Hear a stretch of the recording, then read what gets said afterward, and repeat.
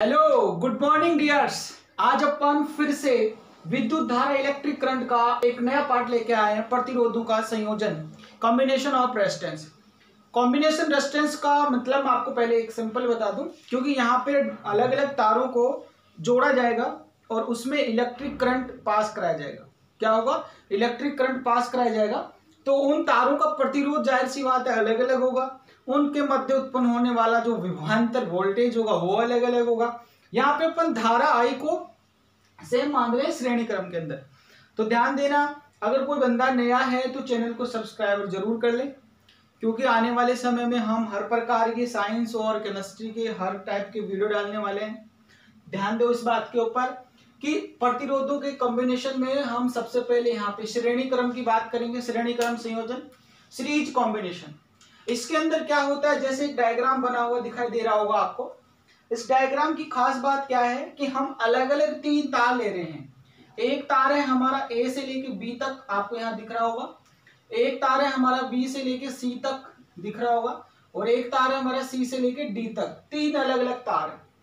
इन तीनों तारों का अलग अलग हमने प्रतिरोध लिया है, R1, इस वाले का R2 और इस वाले का R3। अच्छा, इनको हमने जोड़ा कैसे है, ध्यान दो। जो पहले तार का सिरा है, पहले तार का दूसरा सिरा, जैसे ये पहले तार का फर्स्ट सिरा है, ये दूसरा सिरा है। ये दूसरे तार का पहला सिरा है और ये दूसरा सिरा है।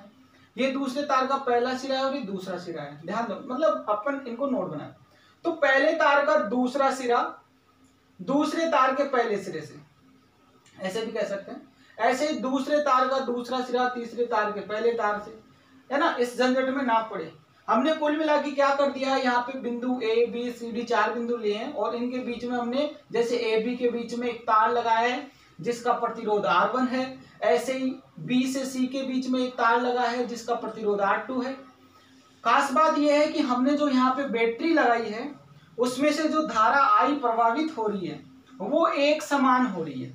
तो यहाँ इन दोनों बिंदुओं के बीच उत्पन्न होने वाला विभवांतर V1 है, उसको हमने क्या बोल दिया, V1 बोल दिया। और जो R2 यानी कि इस तार के बीच में जो B और C के बीच में उत्पन्न विभवांतर आया उसको हमने V2 बोल दिया। ऐसे ही यहाँ पे C और D के उत्पन्न विभवांतर को हमने V3 बोल दिया, क्योंकि यहाँ प्रतिरोध और विभवांतर तो अलग अलग हो गए, लेकिन धारा I जो है पूरे परिपथ में एक समान ही बह रही है, क्योंकि हम कुंजी लगा रखे हैं तो धारा बहेगी। अब बात हम आगे थोड़ी सी चर्चा कर लेते हैं। देखो, आपकी क्लास के वीडियो टाइम पे इसलिए नहीं आ पा रहे क्योंकि 11-12 की क्लास से आजकल लाइव लगने लग गई है, तो थोड़ा टाइम नहीं मिल पा रहा। फिर भी हम कोशिश करेंगे आपकी पूरी वीडियो डालने की। देखो, माना कि R1, R2, R3 में प्रवाहित धारा I है। जैसे हमने कहा कि R1, R2 और I3 इन तीनों में धारा कौन सी प्रभावित हो रही है, I प्रभावित हो रही है, राइट।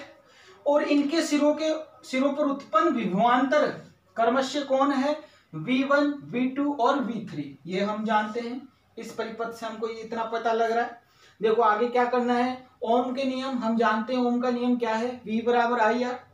ओम का नियम हम जानते हैं, तो यहां पर भी हम क्यों ना V बराबर IR वाला सिस्टम लगा के देख लें। यदि R1, कौन सा R1, इसके दो ये सिरों के बीच में R1 प्रतिरोध है, ये तार है एक AB, है ना। तो R1 के सिरों के मध्य उत्पन्न विभवांतर को हमने क्या लिखा है, V1 लिखा है। तो हम क्या कह सकते हैं, IR1। देखो यहां तो V बराबर IR ही है, लेकिन V कौन सा है हमारे पास, 1 वाला। यहां पे उत्पन्न विभवांतर कौन सा है, बराबर IR, क्योंकि I तो सेम है, धारा तीनों तारों के लिए सेम है, राइट। तो अपन ने क्या लिख दिया, R1 के सिरों के मध्य उत्पन्न विभवांतर क्या हो गया हमारा, IR1। ऐसे ही R2 के सिरों के मध्य, ये वाला R2, इन दोनों सिरों के मध्य, R2 सिरों के मध्य उत्पन्न होने वाला विभवांतर V2, इसलिए हमने क्या लिख दिया, V2 इक्वल IR2, क्योंकि R2 प्रतिरोध है। ऐसे ही हम R3 के मध्य उत्पन्न विभवांतर, ये वाला R3, यहाँ पे V3 उत्पन्न हो रहा है, तो V3 इक्वल IR3, राइट। अब हम कह रहे हैं कि बैटरी का विभवांतर, बैटरी का कुल विभवांतर कितना लिया, बैटरी का कुल विभवांतर तो V है। अब ये तीनों टुकड़ों में टूट गया अलग अलग, वो एक अलग बात है। इसलिए हम तीनों को जोड़कर लिखना चाहें तो क्या लिख सकते हैं, टोटल V बराबर V1, V2 और V3, यानी कि जो विभवांतर ये वोल्टेज बैटरी दे रही है वो तो तीनों में सप्लाई हो गया उसके बराबर है, तो हमने क्या कर दिया V1 V2 और V3 कर दिया, राइट। उसके बाद हम क्या कर सकते हैं, इन V1 V2 और V3 की वैल्यू रख सकते हैं। कहां से लेंगे, V1 की वैल्यू क्या है, V1 इक्वल IR1, V2 की IR2, V3 की IR3। तो ये वाली वैल्यू हमने कहां रख दी, यहां पे पुट कर दी। ये V1 V2 V3 की वैल्यू ये वाली यहां पे पुट कर दी। यहां से I कॉमन आ गया, कौन कॉमन आ गया, I, तो V equal I R1 plus R2 plus R3 ये बच गया। इसको हमने समीकरण 1 मान लिया, राइट। अब क्या करना है, जैसे हम जानते हैं यदि R1 R2 R3 का श्रेणी क्रम संयोजन में तुल्य प्रतिरोध R है, यानी कि इन तीनों श्रेणी क्रम के जो तार हैं उनका तुल्य प्रतिरोध अगर R मान ले, टोटल लगने वाला प्रतिरोध किसके तुल्य है, R के। जैसे एक बैटरी बनाए हम, जैसे ये वाली बैटरी है, इस बैटरी में देखो ये V वोल्ट है, ये धारा है, ये वोल्टेज है, ये आपका प्रतिरोध है, हमने बना लिया जैसे ओम के नियम के अनुसार। तो ओम का नियम ये बोलता है V बराबर IR, तो V बराबर IR है, इट मीन्स जो V की वैल्यू IR है, देखो यहां से V इक्वल क्या हो गया IR।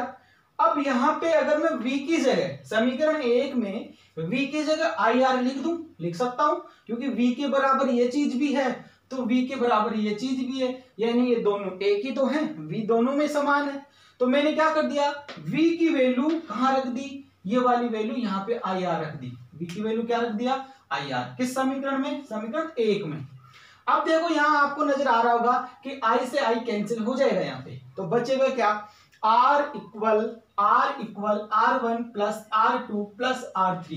दिस इज प्रूफ, ये सिद्ध कर चुके हम कि श्रेणी क्रम के आधार पर हम जो अलग अलग तारों का प्रतिरोध निकाले हैं वो कुल प्रतिरोध के बराबर होता है। क्या होता है, कुल प्रतिरोध के बराबर होता है। ऐसा ही हम समानांतर क्रम के करेंगे। अब इसके एक दो न्यूमेरिकल दे रखे हैं बुक में, आई थिंक बहुत ही सिंपल है, लेकिन फिर भी अगर किसी को डाउट है उन न्यूमेरिकल्स में तो एक बार आप करके देखें और कमेंट बॉक्स में बता सकते हैं कोई सा न्यूमेरिकल अगर आपको नहीं आता है तो।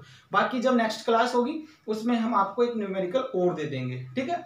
तो आज के लिए बस इतना ही था, हम श्रेणी क्रम के बारे में बताना चाहते थे आपको। ये सब इतना क्यों लिखते हैं पहले, ताकि आपको कम समय में ज्यादा से ज्यादा इन्फॉर्मेशन दे दें। क्या दे दें, कम समय में ज्यादा से ज्यादा इन्फॉर्मेशन मिल सके, क्योंकि वीडियो लेंथी होते ही आपका देखने का मन ही नहीं करता होगा कि बाबा आधे घंटे का वीडियो है ना। तो यही हमारा मकसद था। तो थैंक यू सो मच। अगर वीडियो पसंद आए तो लाइक जरूर करें। लाइक वही करता है जिसका दिल बड़ा होता है, लाइक वही करता है जिसका दिल बड़ा होता है, ठीक है। अगर कोई कमी हो तो जरूर बताइए कमेंट बॉक्स के अंदर। Thank you so much. Like share and